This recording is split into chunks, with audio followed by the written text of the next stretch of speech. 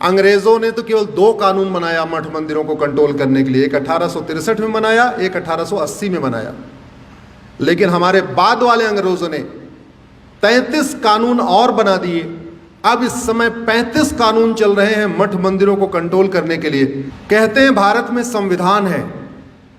संविधान का मतलब होता है समान विधान। सबको हिंदी आती है ना भैया? जोर से बोल क्यों नहीं रहे? आती है। संविधान का मतलब समविधान, ऐसा विधान जो सबके लिए समान हो, उसको क्या कहते हैं? संविधान। भारत में 4 लाख मठ मंदिर सरकार के कंट्रोल में है। कितने? एक भी मजार, एक भी दरगाह, एक भी मस्जिद, एक भी चर्च सरकार के कंट्रोल में नहीं है। मठ मंदिरों से सरकार 1 लाख करोड़ रुपए लेती है। पूरे भारत की बात कर रहा हूं मैं, अकेले हिमाचल की बात नहीं कर रहा हूं। लेकिन दरगाह, मजार, मस्जिद, चर्च से 1 रुपए भी नहीं लेती है। ये संविधान, इसको संविधान कहते हैं क्या? इसको संविधान कहते हैं? जो कुछ करना है, जो कुछ प्रताड़ित करना, वो हिंदुओं को ही करना है। 4 लाख मठ मंदिर सरकार के कंट्रोल में, मजार, दरगाह, मस्जिद एक भी नहीं, तो काहे का संविधान? और संविधान का आर्टिकल 27 कहता है कि आप धार्मिक आधार से कोई पैसा ले नहीं सकते। आर्टिकल 26 कहता है कि भारत के सभी नागरिकों को अपने धार्मिक स्थानों को मैनेज करने का, मेंटेन करने का, रखरखाव करने का पूरा इक्वल राइट है। लेकिन संविधान तो कहता है, लेकिन इक्वल राइट मिला नहीं है।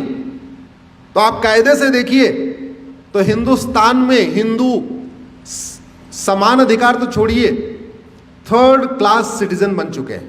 3rd class citizen. और पूरी दुनिया में जो माइनॉरिटी कम्युनिटी होती है, 1%, 2%, 5%, वो इक्वल राइट मांगती है। जैसे पाकिस्तान में हिंदू कम है, वो कहते हैं जी हमको समान धार्मिक अधिकार दे दो, हमको समान नागरिक अधिकार दे दो, हमको समान शिक्षा का अधिकार दे दो, हमको अपना गुरुकुल खोलने का अधिकार दे दो, हमको अपना हवन करने का अधिकार दे दो, हमको मंदिर अपना चलाने का अधिकार दे दो। पाकिस्तान में ये काम कौन करता है? हिंदू। बांग्लादेश में ये काम कौन करता है? हिंदू। और हिंदुस्तान में ये काम कौन करता है? हिंदू। तो जहां माइनॉरिटी में है वहां भी हिंदू 2nd क्लास सिटीजन, और जहां मेजॉरिटी में है वहां हिंदू 3rd क्लास सिटीजन। इस्लाम में अल्लाह के अलावा, खुदा के अलावा और किसी की भी इबादत करना हराम है, बोला जाता है, मदरसों में सिखाया जाता है, कुरान में लिखा है, हदीसों में लिखा हुआ है, अजान में लाउड स्पीकर से बोला जाता है। नहीं तो गूगल ट्रांसलेट करके देख लेना, अजान का मतलब सर्च करना, आपको पता चल जाएगा क्या मतलब उसमें बोला जाता है। अगर अल्लाह के अलावा किसी और की इबादत करना हराम है तो फिर मज़ारें क्यों बन रही हैं? फिर दरगाहें क्यों बन रही हैं?